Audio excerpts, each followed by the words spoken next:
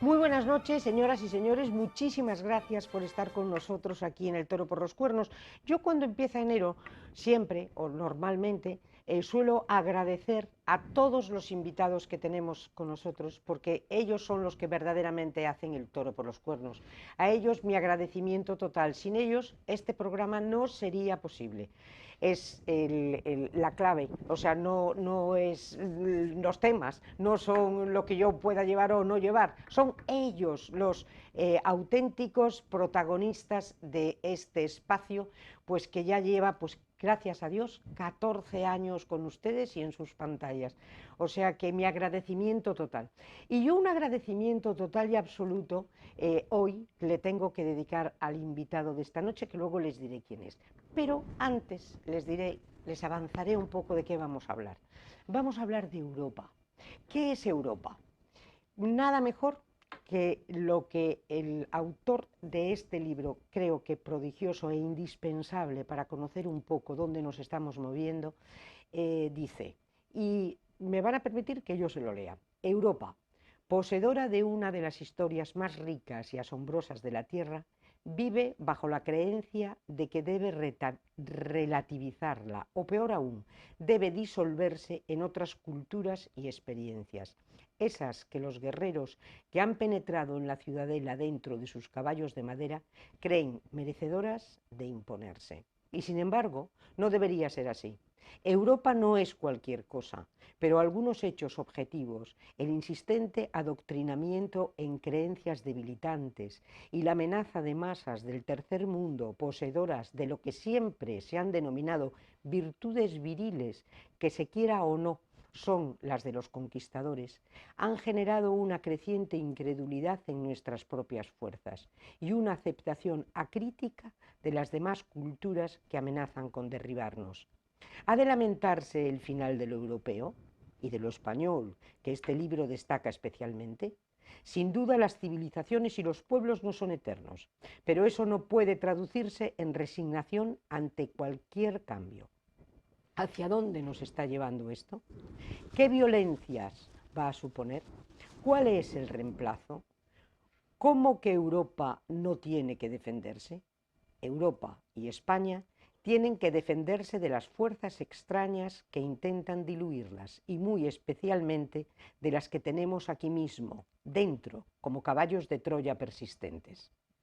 Este libro es un paso en esa defensa que comienza por la toma de conciencia de lo que hay y se detiene en amplias consideraciones sobre los poderes que nos están sometiendo, sobre la naturaleza de unas élites políticas que degradan la palabra élite y sobre las cuestiones profundas que plantea la inmigración, en especial la islámica. Este es el libro. Es un libro formidable. Es un ensayo, se llama El búho de Minerva, un ensayo en el anochecer de Europa. Y su autor, pues nada menos que el magistrado don José Luis Aulet Barros. José Luis, muchísimas gracias. Muchas gracias a ti por tenerme aquí. Pero qué Otra ganas vez tenía más, yo que otra nos vez hablaras más. de esto, que creo que es un libro indispensable en la biblioteca de cualquier persona que quiera entender lo que hemos dicho, que es Europa. Porque ¿cuántos años has trabajado tú en este ensayo, José Luis? Bueno, directamente en el ensayo habré trabajado 10 años, pero indirectamente durante 20 o más años he ido recopilando datos con otras finalidades, pero Sí. que acabaron aquí reflejados en alguna forma. Sí. Este libro tiene en este momento el premio Sí, al mejor ensayo la Feria del Libro de de la Madrid. Feria del Libro de Madrid. Y bueno, ¿y qué me tienes que decir de esto? ¿Cómo lo centramos? Empezamos. ¿Qué es actualmente Europa? ¿Dónde estamos? Bueno, vamos a ver. Europa, hace poco leí una definición, que no es una definición, una descripción de Europa clásica de un autor alemán, francés, judío, que vivió en Norteamérica, en fin. Que no me acuerdo ahora el nombre, pero es muy conocido. Ni falta que hace. Ni falta que hace. Bueno, el caso es que no me sale el nombre. que decía que Europa es una colección de cafés gloriosos, cafés, Sí. como puede ser el Dover de Santiago, como puede ser el Florian de Venecia, los de Saint-Germain de París, el Greco de Roma, donde se reunían, que creaba un ambiente único en el mundo, Claro. incluso muy distinto al que se puede encontrar en países anglosajones, incluso en Irlanda o en Inglaterra, pero sobre todo en América, en Estados Unidos o en Australia y los países anglosajones. Es un ambiente cálido donde se lee, donde se intercambian ideas, donde se crea una conciencia común. Hoy, desgraciadamente, han sido degradados pues, por el turismo. Uno no puede ir al Florian de Venecia a tomarse un café porque te cobran 30 euros por solo un café, o más. Sí, Ya sí, sí. hace varios años que no voy por allí. Pero quedan algunos residuos. Yo voy mucho a uno que recuerda la segunda mitad del siglo XIX en Madrid, que se llama el Ajenjo, y es un café de varias habitaciones, muy inspirado en los tiempos de Rimbaud, los escritores, los grandes poetas, Baudelaire, del París de 1870, 1880. Y hay un grupo de gente joven y de mediana edad, y también algún viejecito, que hablan de poesía sobre todo, pero en general de literatura, de política, pero de política desde una perspectiva ilustrada y enterada, no del comentario frívolo al que tanto nos hemos acostumbrado, muy especialmente en los últimos años, que funcionamos como nunca con tópicos, con vulgares tópicos sin profundizar. Y entonces, estamos hablando de qué es Europa. Hombre, Europa es una geografía, unos pueblos blancos hasta hace poco, es una religión, yo diría dos religiones, la cristiana, o sea, Roma y Jerusalén. La influencia del judaísmo en Europa es tremendo.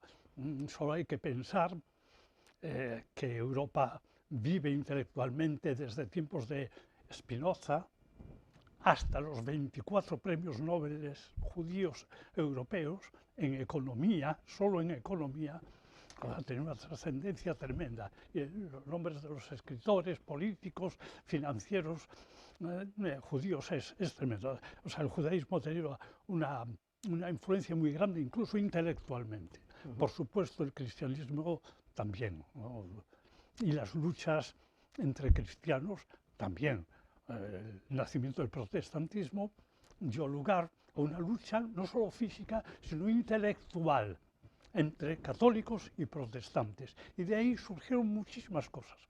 Pues, por ejemplo, surgió la ciencia tal como hoy la entendemos. Sí, sí.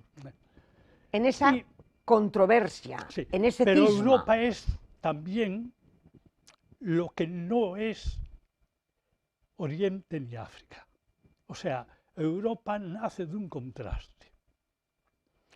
Europa es lo que se enfrenta al Islam.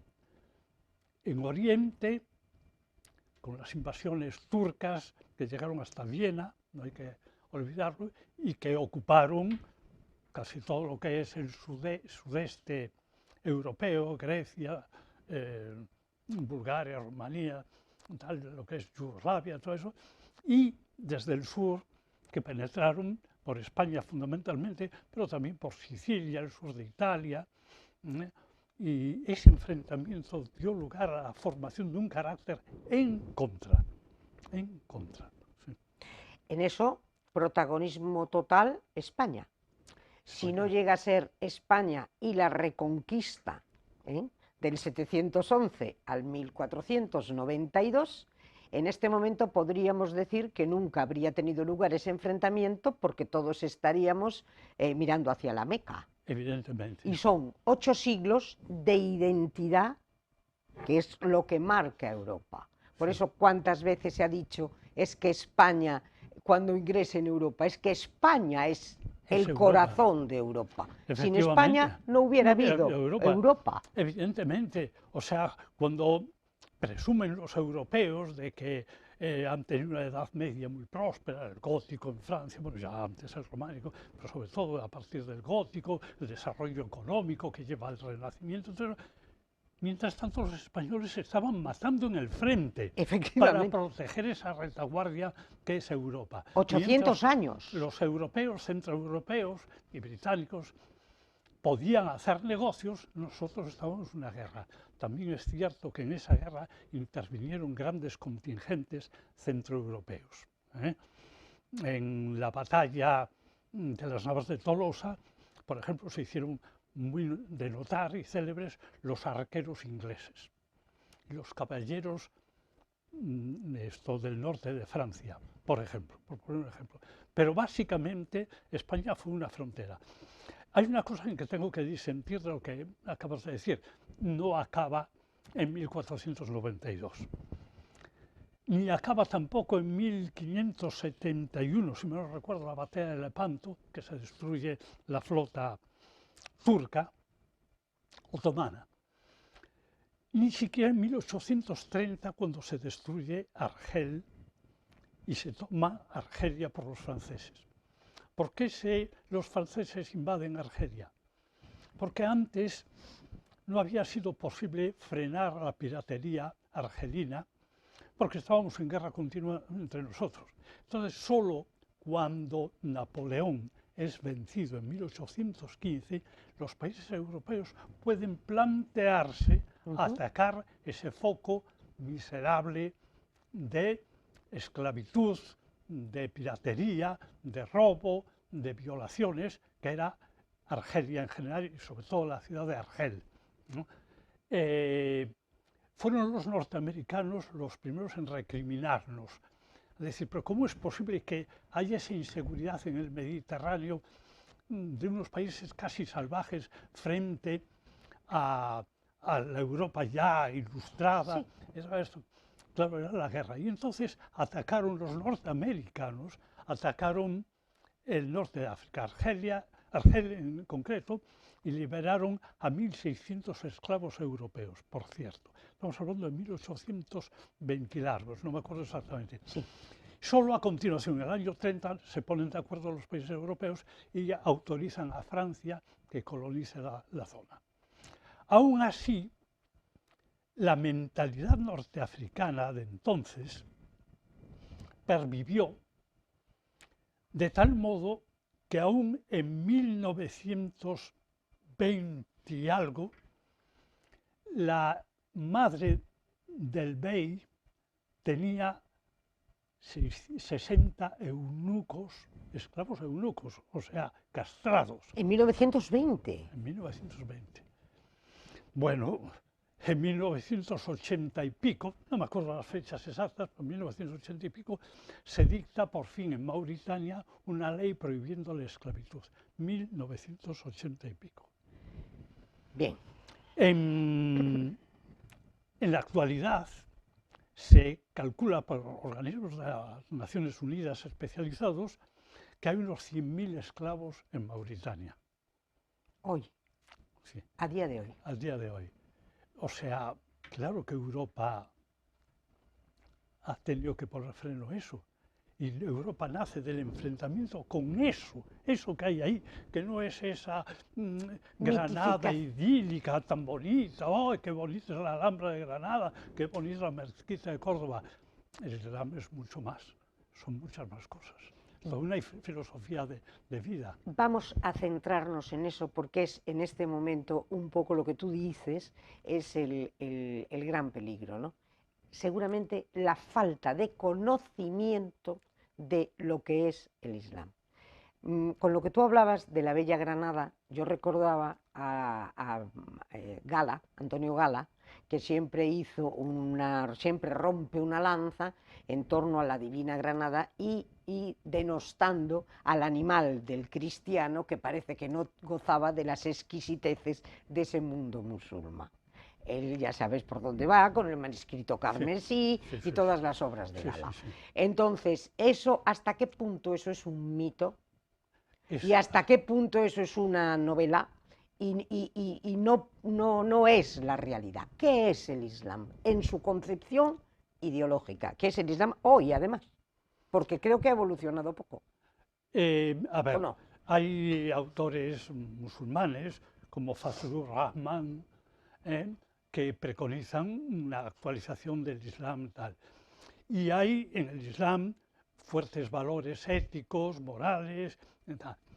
Lo que sucede es que hay un Islam que no es así y que arrastra una tradición y una mentalidad de muchos siglos, que vive en el siglo, básicamente en la actualidad vive en el siglo XIV, donde se produjeron varios,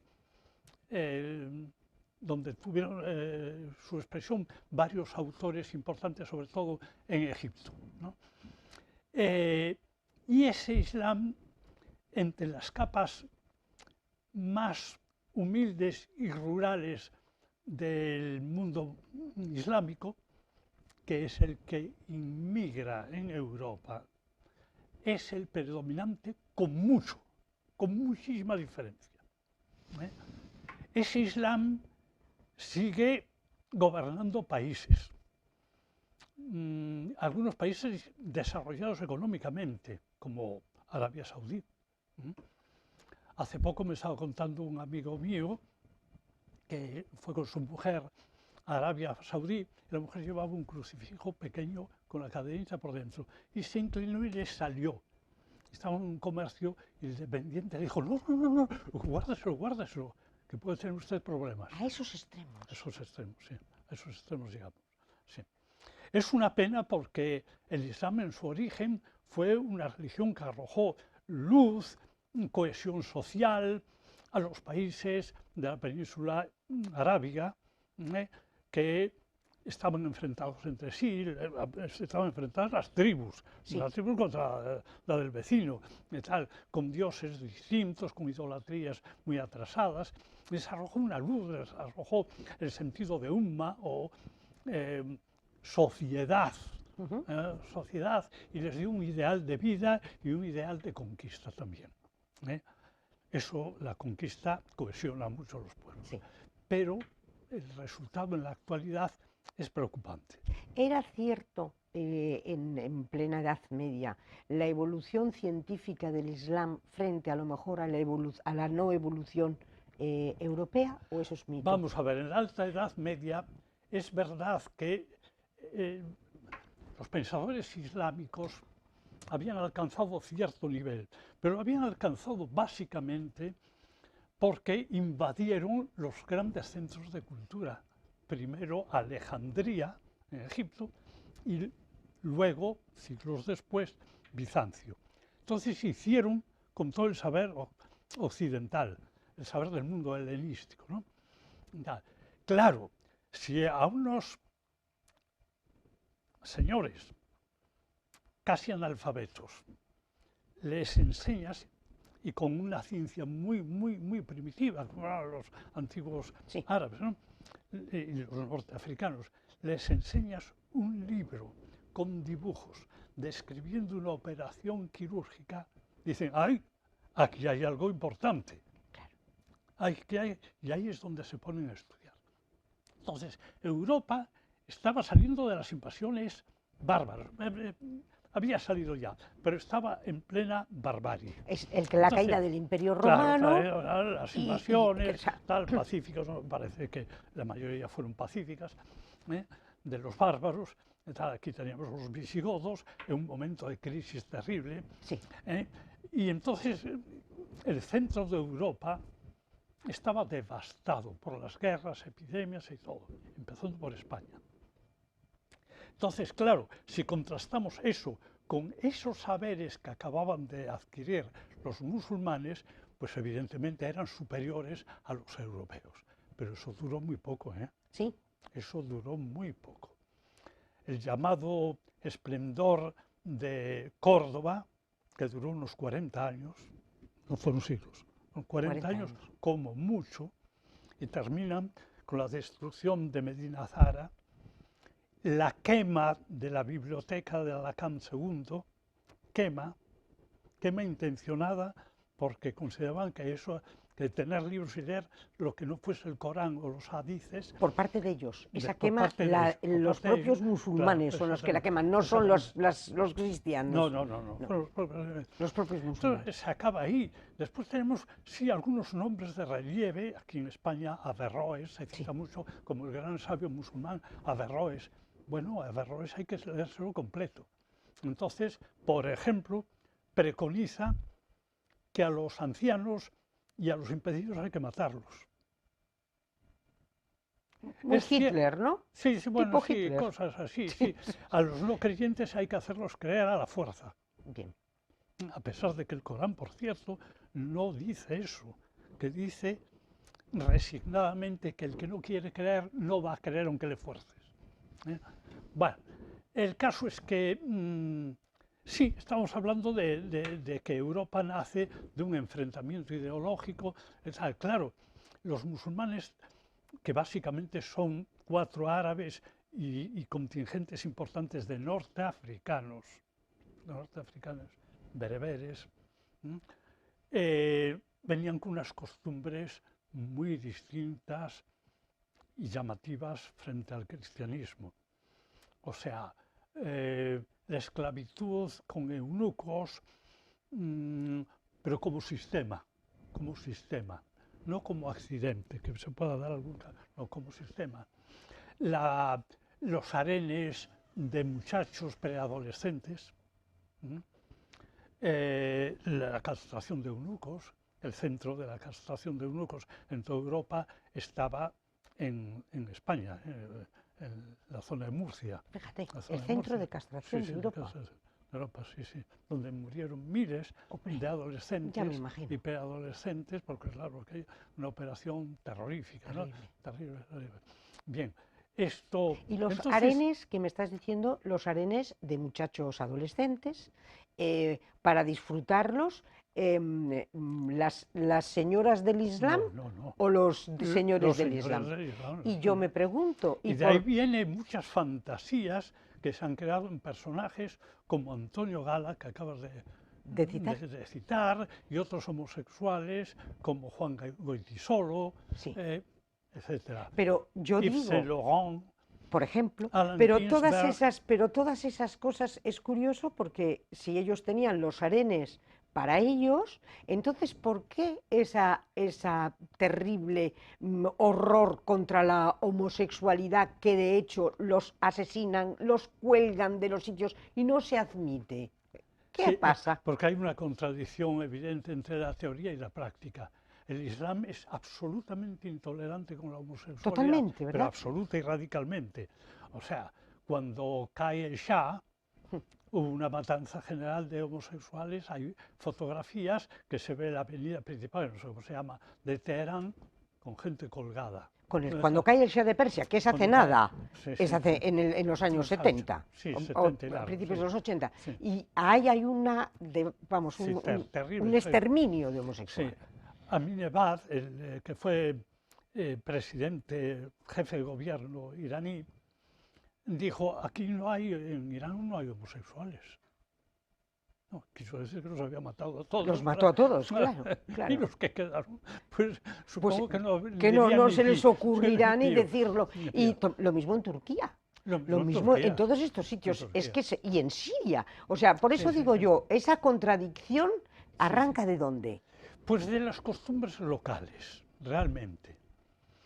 A ver, hay registros en Afganistán de que eso existía ya mucho antes de la aparición del Islam, pero sobre todo dicen que esas costumbres las introdujeron los dorios en Grecia, la invasión doria. No está nada claro. Pero sí está claro que el mundo helenístico, es decir, desde Alejandro Magno hasta el Islam, toda esa zona, pues tenía una cultura muy peculiar, Sí, a la que se añadía otra cultura previa de violencia. Cuando dicen que la violencia islámica es por culpa de Israel, que ha roto... No, no, no. La violencia islámica y la preislámica vienen de miles de años atrás, muy violentos, muy violentos. en ciertos países, no en todos, claro. Sí, sí, sí, sí. Entonces, Y eso, por ejemplo, hoy, a día de hoy, lo que tú decías, todas esas cosas siguen siendo el corpus de lo que es el Islam. desgraciadamente, de gran parte del Islam ese es el corpus, sí. Esa violencia, Sí, y ese rechazo, por ejemplo, sobre el lo- homosexual, y el rechazo a lo occidental. Vamos a ver, ha habido varias investigaciones sociológicas en los últimos 20 años, pero muy especialmente hace unos 10 años o así. Muchas lideradas por la propia Organización de las Naciones Unidas, sobre el odio hacia Occidente. Pero el odio a Occidente no solo en los países islámicos, sino entre los musulmanes que están en Occidente. Tengo por aquí unas notas. En Turquía el odio radical contra Occidente en general, lo han manifestado el 82% de los habitantes. 82%. No me digas. Se dice pronto, ¿eh? El odio a Occidente. En Turquía, sí. En Turquía, En además, Turquía, que es sí. como lo más suavito del... Sí. Después, en los países europeos, los musulmanes de los países europeos, en Italia y en Alemania lo mostraron un 30%, que en los jóvenes de menos de 25 años se eleva ya al 50%. En Inglaterra y Francia se eleva al 28%, pero también entre los jóvenes al 50%. En Líbano, que tuvo un régimen aconfesional, Sí. que curiosamente se llamaba el confesionalismo, porque permitía que las distintas confesiones, el cristianismo, sobre todo maronita, el islam suní y el islam chií, convivieron durante algún tiempo mientras estuvieron bajo la tutela francesa, todo hay que decirlo. En cuanto se alejó la tutela francesa y hubo un desbalance de población, esto es muy importante y es un tema central en este libro, los desbalances de población. Poblaciones que eran mayoritariamente cristianas y que pasaron a ser mayoritariamente musulmanes, se vinieron abajo terriblemente.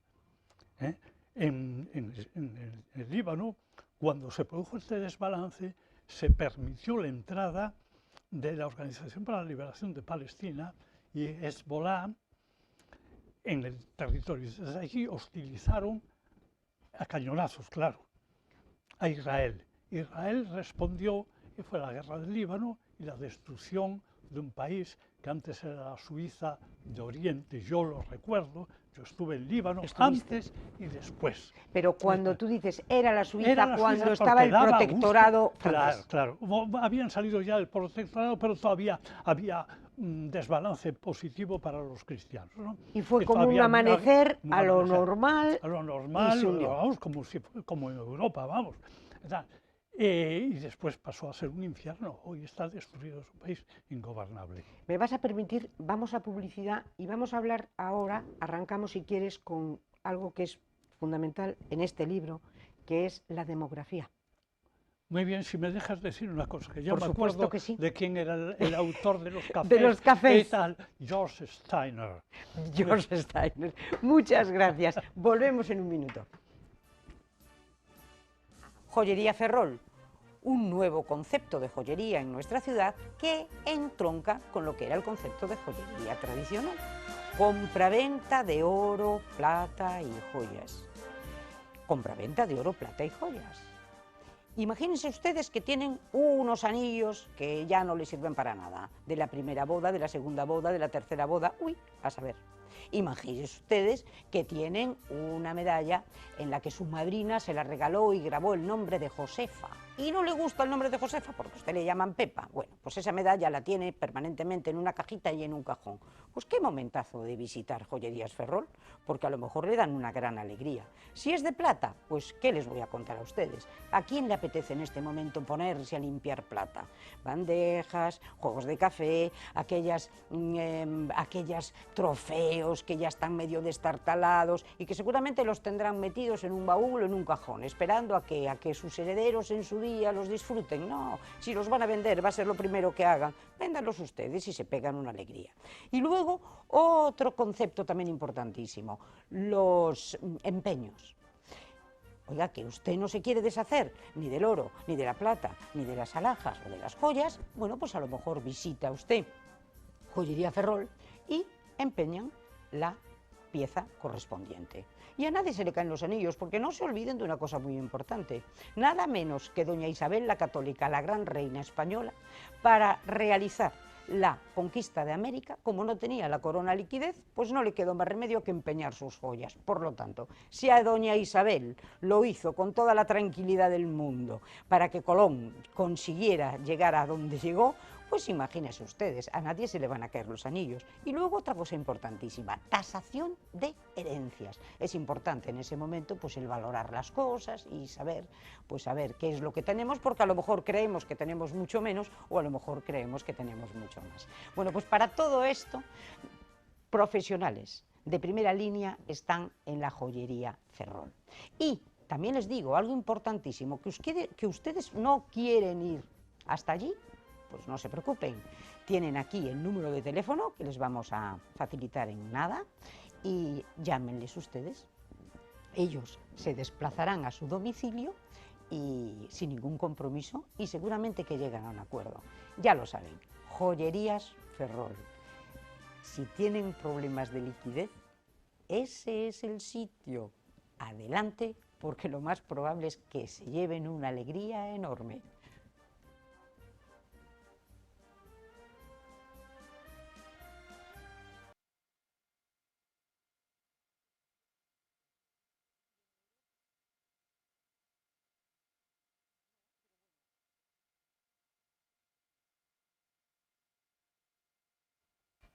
Bien, seguimos con este tema que es totalmente fascinante. Entonces, vamos a ver, en este momento tú decías que cuando empiezan a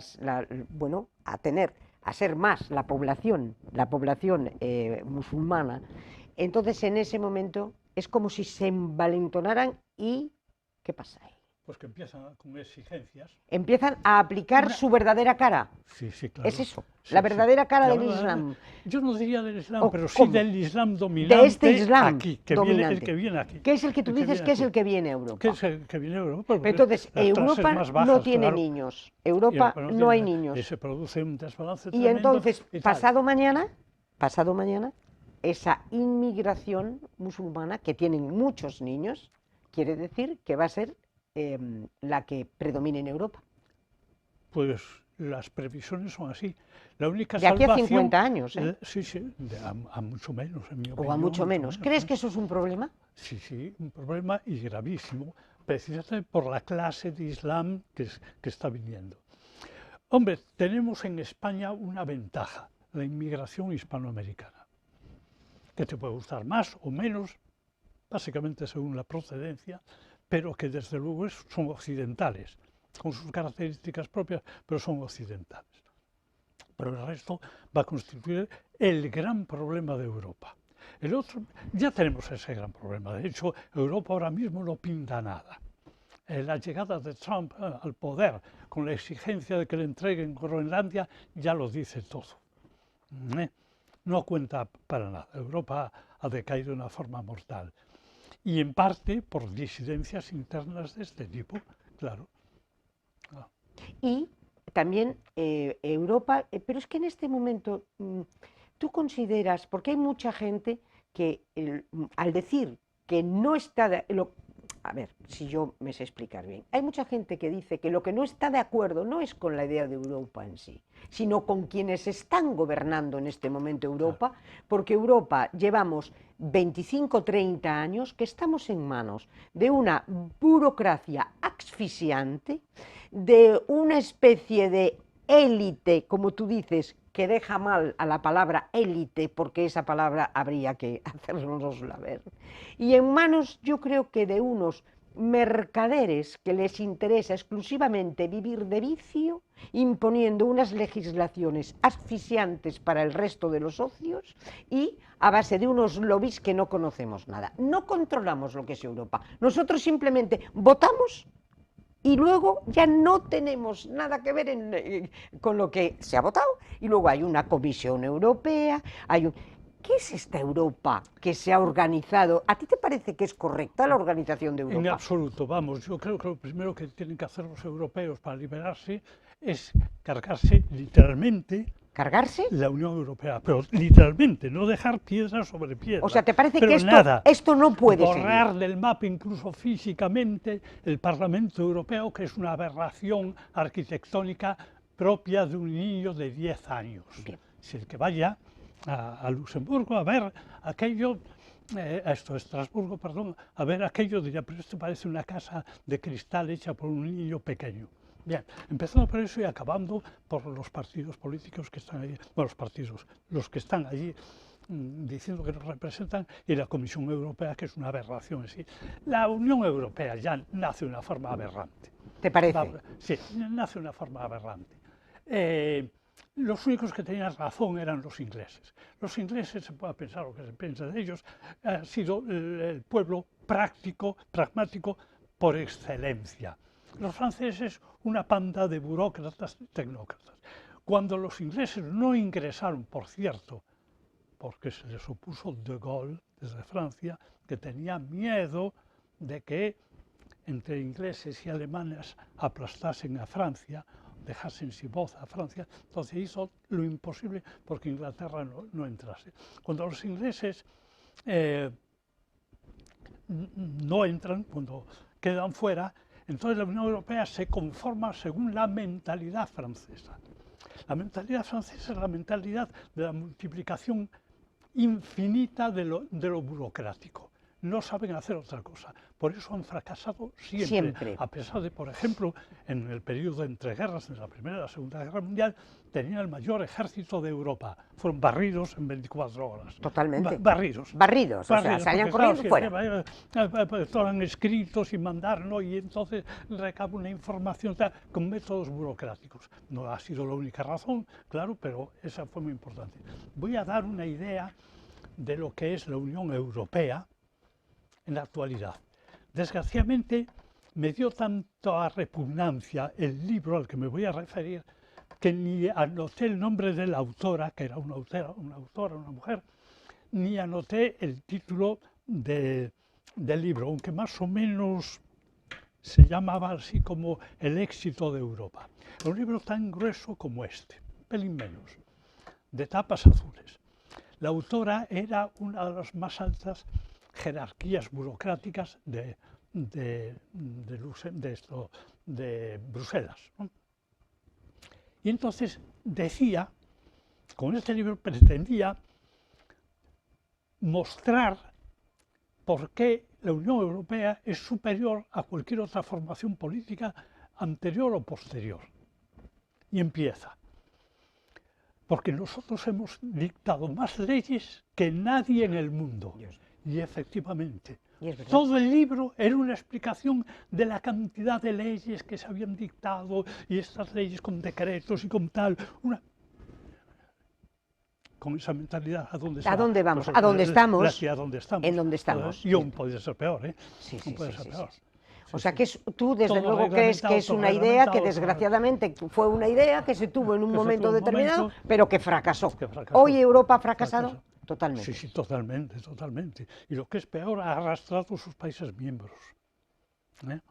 Porque los países pueden reaccionar si les dejas reaccionar, pero cuando están atados de pies a manos a esa estructura siniestra que es la Unión Europea, es que yo les tengo una auténtica manía razonada y estudiada a la Unión Europea. Sí.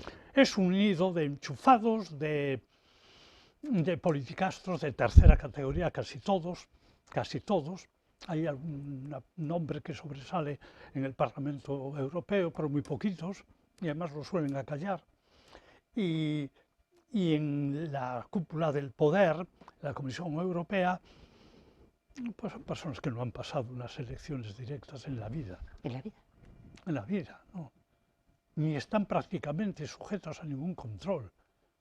O sea, porque los controles que están establecidos, empezando por el Parlamento Europeo, y el Tribunal Europeo, el Tribunal Europeo y el Tribunal Europeo de Derechos Humanos, los dos, está formado por juristas formados a su vez en la mentalidad más burocratizante que cabe imaginar. Más burocratizante. Por lo tanto, son esta Europa que estamos padeciendo desgraciadamente hoy, no solo no es que no tenga futuro, según tú, es que lo que no tiene es presente tampoco. Es que no tiene presente. ¿Y cómo ves el panorama? ¿Esto se puede arreglar de alguna manera? Muy difícilmente. Hay países... De ahí el anochecer de Europa. Claro, claro, es que estamos... De ahí, de lo que estamos hablando, es tu libro, es el anochecer de Europa. de Europa. Europa está entrando en la total oscuridad. negritud, oscuridad. La oscuridad y la irrelevancia absoluta, sí, que además traerá como consecuencia la irrelevancia económica, no nos olvidemos, y por lo tanto también problemas sociales gravísimos. Porque además esa supraestructura brutal heredada de los franceses en un fracaso total a lo largo de la historia, yo es que les tengo una manía a los franceses, pero heredado de eso nos va a llevar, nos arrastra al resto de los socios. Claro. Por eso los ingleses se han marchado. Por eso se han marchado, sí. Sí, vamos a ver, en el caso inglés, yo siempre pongo un ejemplo que lo conozco bien porque yo tengo un doctorado inglés y además sobre el sistema judicial. Sí. O sea, que algo puedo hablar del siglo XX. El sistema judicial inglés fue tradicionalmente, desde hace varios siglos, el más prestigioso del mundo, pero a gran diferencia.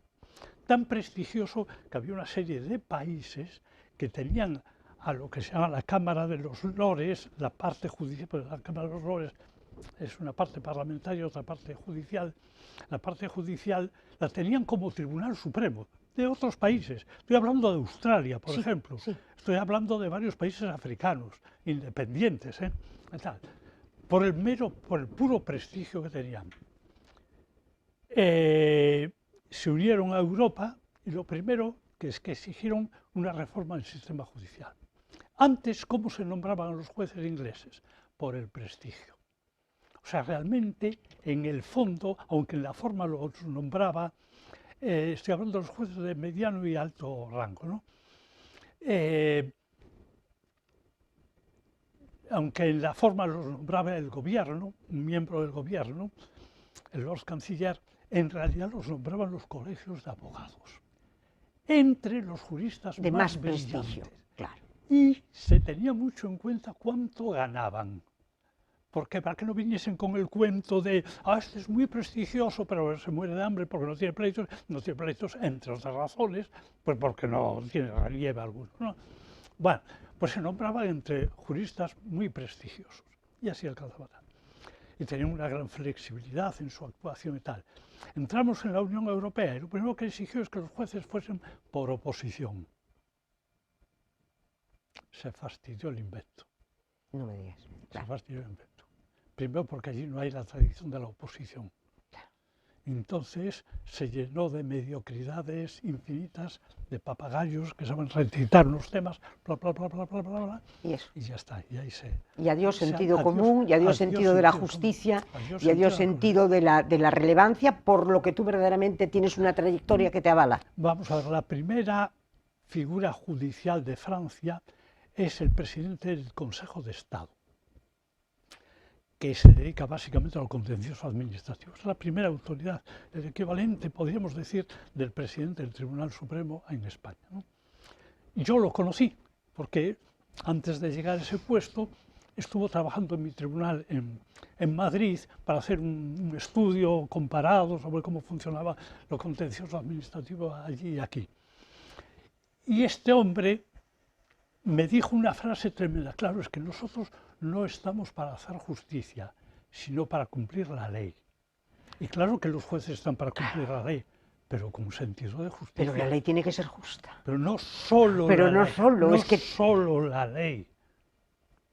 Pues llegó a presidente del Consejo de Estado. ¿Y dónde queda la equidad? ¿Dónde queda el derecho? ¿Dónde queda el derecho? Que no es lo mismo que la ley. La ley es un producto del Parlamento, o sea, de los políticos. Efectivamente. El derecho es algo, es filosofía. Es algo mucho más profundo, es algo mucho más profundo. Una tradición que arranca de Roma y que Roma realmente arranca de la filosofía griega. Sí. O sea que el panorama lo ves terrible. Muy mal, muy mal. Y el panorama en este momento... Es mi opinión. Sí, como has dicho, con la Comisión, con todo esto.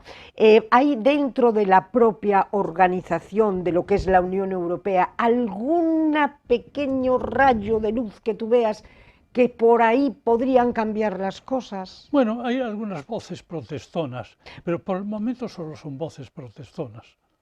Por ejemplo, ¿qué opinas de Meloni, Giorgia Meloni?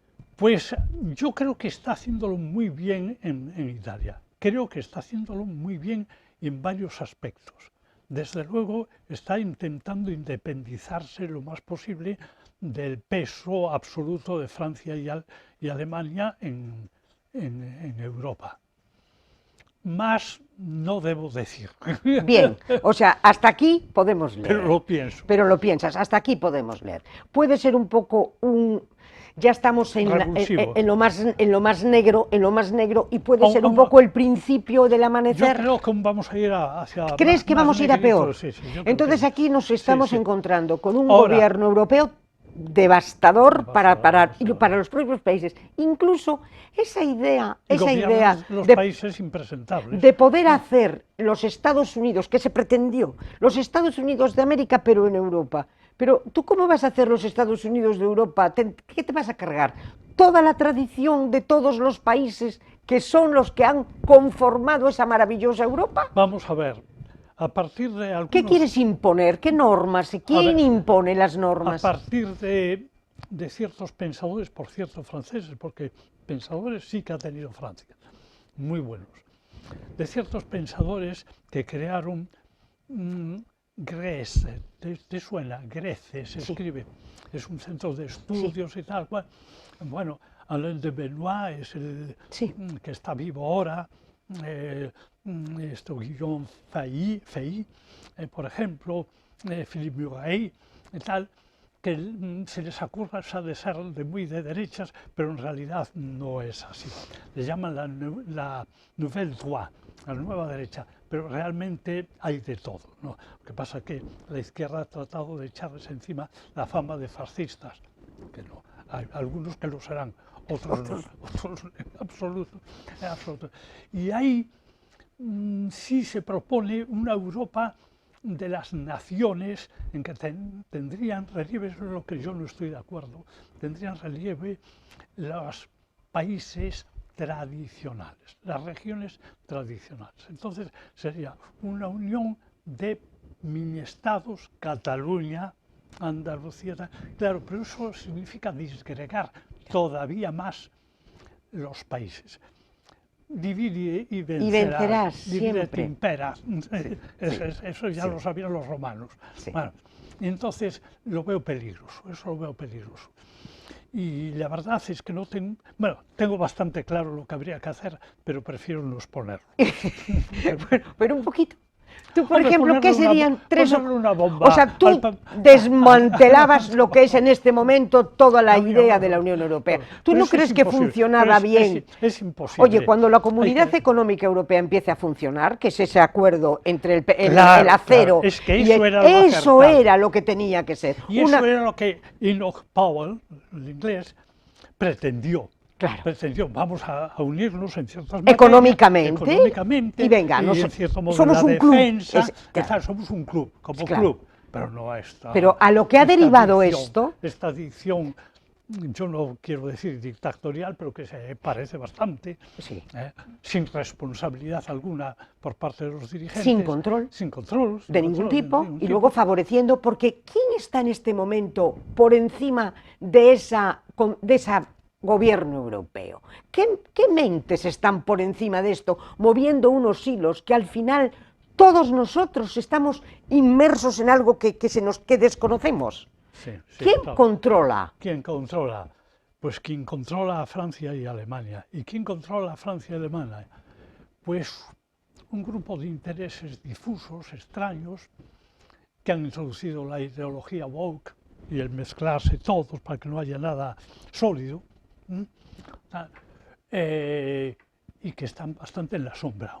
Se sabe Totalmente. Es como bastante en la como un sombra. poder Sí, sí. general, Sí, como sí, un sí. poder mundial Sí, sí. que controla a Francia y a Italia, y, como Pero dice, y a Alemania. probablemente.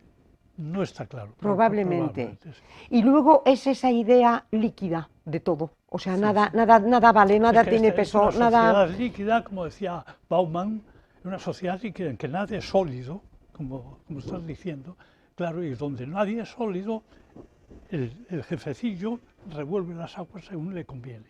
Sí, sí, Claro, sí, pues sí, no hay sí. nada que se lo ponga firme.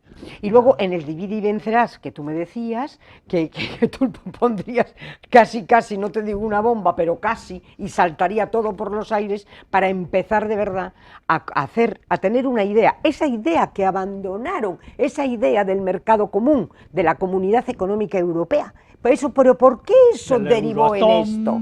Euratom y las Que eso otras estaba sociedades. sensacional. Los grandes padres fundadores fue lo que ellos Claro, hicieron. claro, claro. Y encima con la bandera de las estrellas, Adenauer, De que no deja de Gasperi y todos ser estos. la bandera Bueno, bueno, es una vamos vergüenza. al origen Es cristiano. que voy por otro lado. Sí, Lo de la bandera y lo del himno te dicen el nivel de los dirigentes europeos que impusieron esa bandera. Esa bandera es una copia de una bandera americana.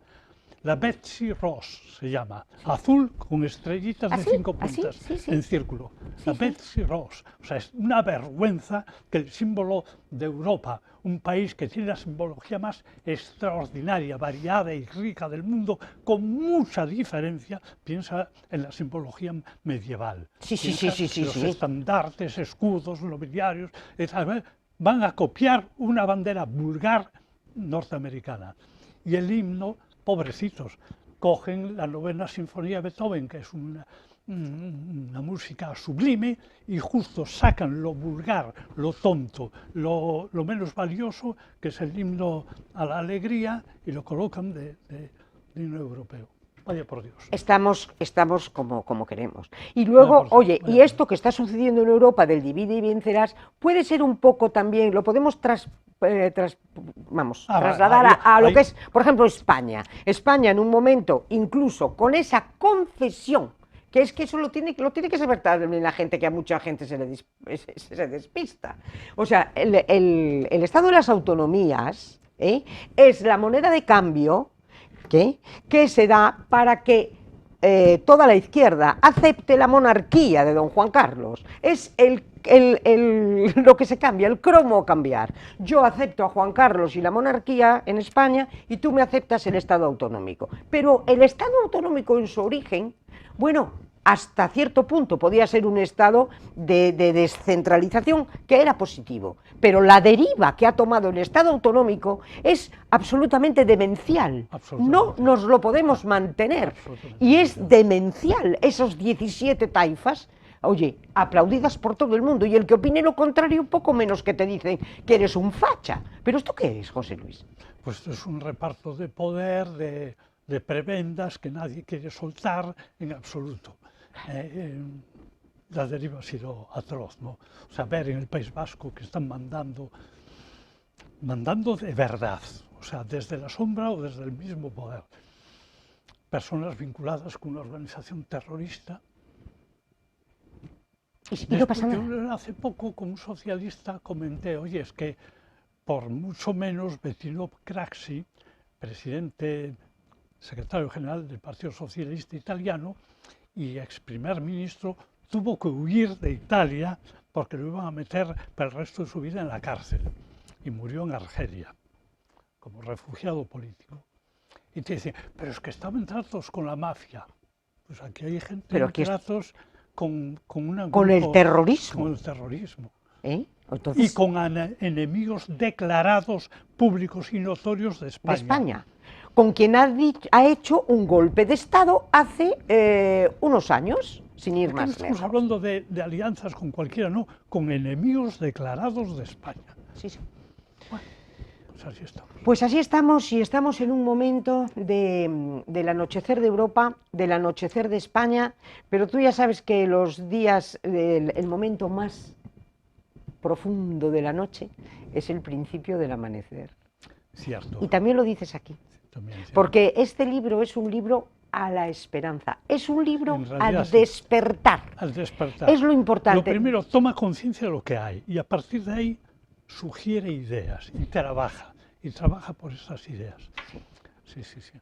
A ver, estamos un momento, ahí cito a un papa interesantísimo en todos los aspectos, Julio II, Sí. en pleno Renacimiento, el patrón de Miguel Ángel, de la Capilla Sixtina, que mandó hacer la Capilla Sixtina.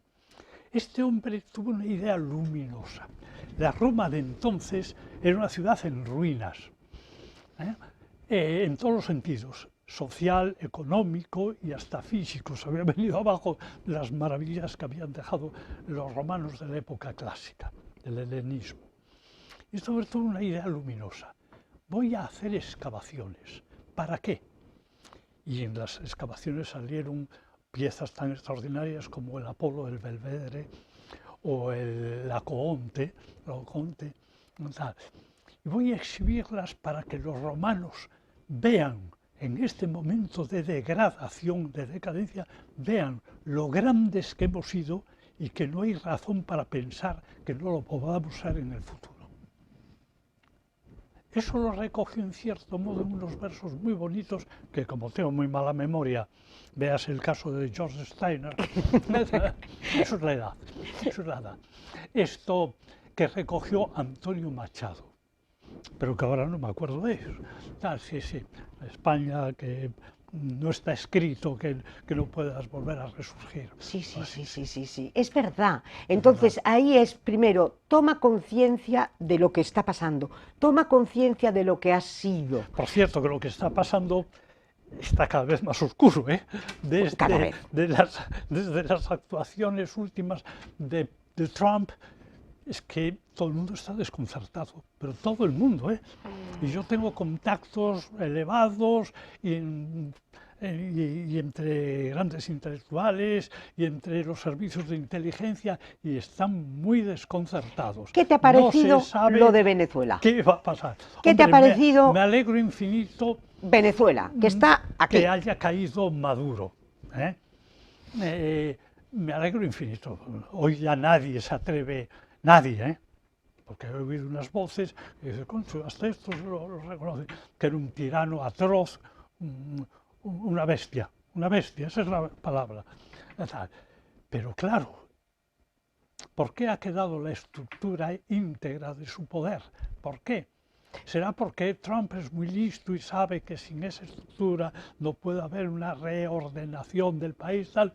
¿O será porque lo único que le importa es, más que el petróleo, la situación estratégica del país, el oro, ciertos minerales? ¿Y no será que no quieren hacer el disparate que se hizo en Irak, que al descabezar a Saddam Hussein, cayó en el caos, y en ese momento dejaron en un caos, y fue lo que luego provocó todas las alcaedas y todo esto, no querrán decir, es posible, esto, vosotros con la estructura que tenéis, claro, primero tú vas a hacer lo que yo diga, amiguita Delcy, si quieres... seguir tomando estos pasos. Esto. Luego, son las tres fases que dicen, que a mí me parecen muy inteligentes las tres fases. Si es así, es muy inteligente. Y luego, en este momento, desgraciadamente, a la admirada María Corina Machado, es verdad, si la pone ahí, claro, tiene el peligro de una guerra civil y la matan. En 24 horas. Entonces, no será cuestión de decir, darme tiempo, porque creo que, no te digo Trump,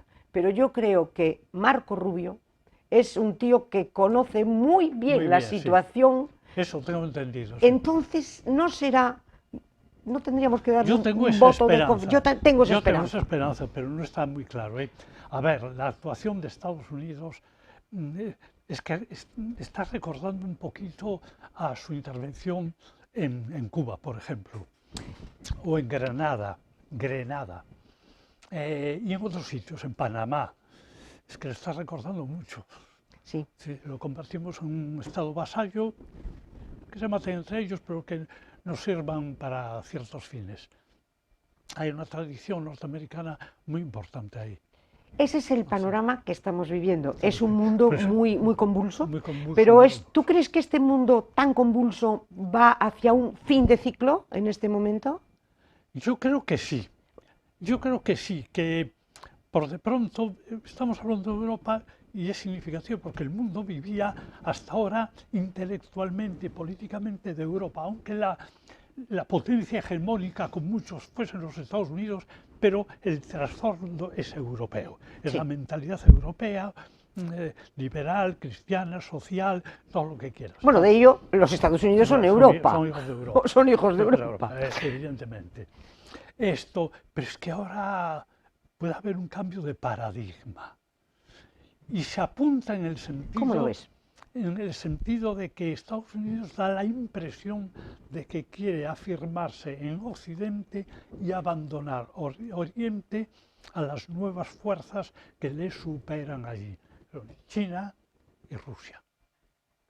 China y Rusia, que tienen unos grandes intelectuales en la sombra, porque son los que informan. En el caso de Rusia, Alexander Dugin, y en caso de China, un tal Ping Jong no sé cuántos, que no me acuerdo tampoco cómo se llama, porque además es muy Bueno, difícil de como para pronunciar. acordar. El Pin Jong Wang, o sea, sabe Dios. ¿Eh? O sea que tú crees que entonces es, yo voy a dirigir este Occidente. Esto, nada más que es. O sea, América entera, Sudamérica y, Sí, por- sí. y Europa. Europa, que ya lo tiene. De hecho, a mí me hace gracia porque Estados Unidos siempre, siempre nos ha sacado a los europeos las castañas del fuego. Las tumbas americanas que hay en este momento de americanos que contra Hitler están en Europa, todas esas tumbas, porque si no llega a ser por Estados Unidos, si Estados Unidos no entra en la guerra, nosotros hoy estamos con el paso de la oca. O sea, Probablemente. ellos han A ver, sido decisivos en la Primera Guerra Mundial entraron muy tarde, cuando ya se sabía. en la primera, muy tarde. Muy tarde, cuando ya se sabía que Alemania no iba a poder ganarle a Francia e Inglaterra. En la En segunda, la segunda entraron antes, pero también es cierto que las ganancias que se le ofrecían eran inmensas. bueno, reconstruirlo. Y tampoco estaba muy claro que Alemania fuese a vencer. Se atribuye a Franco una opinión que no sé si se la transmitió o no a Hitler, y es que creo que sigue en Endaya cuando Hitler le dice que ya tienen ganada la guerra. Y Franco, yo no sé si fue en ese momento, porque me falla la memoria, o fue un momento posterior en una carta, le dice, no esté tan seguro de ganar la guerra. Le dice a Hitler. Alemania es una geocracia e Inglaterra una talasocracia. ¿Qué es una geocracia? La geocracia es el poder basado en la ocupación de territorio. Claro, un territorio que ocupa otro puede seguir extendiéndose, pero llega un momento en que ya no puede más. Sí. Inglaterra es una talasocracia, es decir, un poder basado en el dominio marítimo. Y si lo invade Inglaterra, el gobierno se irá a Canadá. Y si invaden Canadá, el gobierno se irá a Australia. Y si invaden Australia, y siempre está la amenaza de la flota destruyéndote los puertos y los astilleros. Entonces, no está nada claro eso, de que vaya a ganar la guerra. Eso se lo dijo Franco. Se lo dijo a Hitler. Y luego entran los americanos, pero luego hay una cosa que se habla muy poco y yo la encuentro terriblemente injusta. Fue el gran precio que tuvo que pagar Occidente ante Stalin, el gran precio que pagan los europeos, sobre todo de Europa Oriental. Condenar a la esclavitud soviética a Polonia, Hungría, Checoslovaquia, dejaron, Rumanía, los condenaron a ser esclavos del comunismo durante más de 60 años, 70 años. Eso fue una condena ¿eh? Sí, En la sí. que no creo que hayamos salido muy bien Occidente, muy bien No. parado, ¿eh? Porque aquellas palabras de Churchill, de yo me alío con el diablo, naturalmente que era el diablo, pero tú, a Pero- cambio de la vida de Pero tantos cuidado, no se le europeos. puede echar la culpa a Churchill. Ah, ¿no? No, ¿A quién se la echamos? cuando empieza la invasión de Europa por las tropas aliadas y tal, la urgencia de Churchill no era tomar Berlín, sino ponerles un frente a los rusos, que no siguieran avanzando. Ah, ¿y Y quién fue, los dejó avanzar? pues, los Eisenhower. norteamericanos. Eisenhower. Pero Los entonces, norteamericanos. pero es que ahí Dijo, se no, hay que arrodillaron. acabar ¿O no fue con todo- Churchill? con- Dejamos a Churchill. Sí. Churchill sabía que era el diablo Churchill y era fue muy el bien. diablo durante muchísimos años. ya Ahí sabes. viene el Gulag, el como las terribles, o sea, Purgas, y el purgas. comunismo que hoy en día se siga levantando como la gran bandera de la libertad. ¡Qué disparate! Porque siguieron, o sea, dominaron los medios de comunicación, Totalmente. la información y tal. Tú sabes de el italiano oh Dios mío, no puedo creer que Berlinguer. no. Ah, no, el antes, italiano, en los cine. años 20, Sí. el que idea la toma de los medios de comunicación, Sí. que murió en la cárcel. Tal.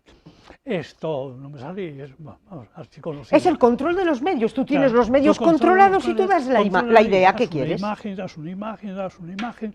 Por ejemplo, qué listos fueron los soviéticos cuando en plena Guerra Fría mandaron un hombre al espacio, tenía muchísimas medallas en las Olimpiadas y tal. Decían, oh, es que fíjate cómo van. Rusia. Y el pueblo se estaba muriendo de hambre. El pueblo muriendo de hambre, las prisiones a tope y nunca Hoy- ha habido porque más además es que muertos. hoy ya no hay duda, porque los Exacto. propios ex KGBs, como Putin y tal, abrieron los archivos Y lo han se dicho. sabe, lo han dicho. Pero es lo que han a dicho, día de lo han hoy dicho. se siguen autodenominando progresistas.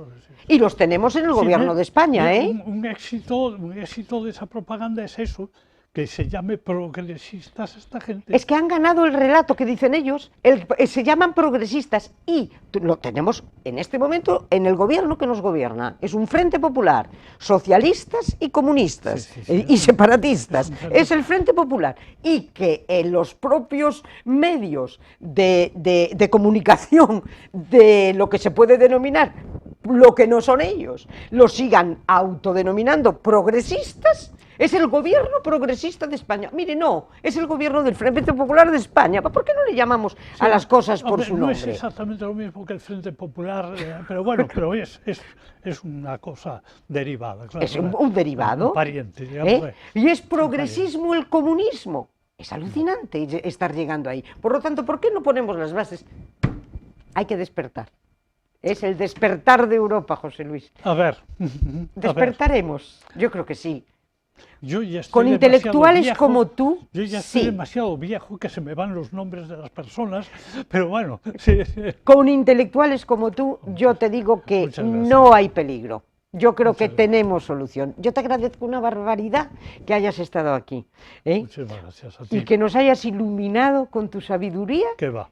Y ya sabes Qué que va. este programa lo Muchas tienes gracias. siempre a tu disposición, Muchas gracias, Pepa. porque es Yo un lujo encantado. contar contigo. Y yo es un lujo contar contigo del otro lado de la mesa. Muchas gracias. Y Venga. muchísimas gracias a todos ustedes. Me imagino que habrán disfrutado y tomado muchas notas, porque hoy yo creo que ha sido un programa verdaderamente único. Muchísimas gracias y hasta el próximo miércoles, si ustedes quieren.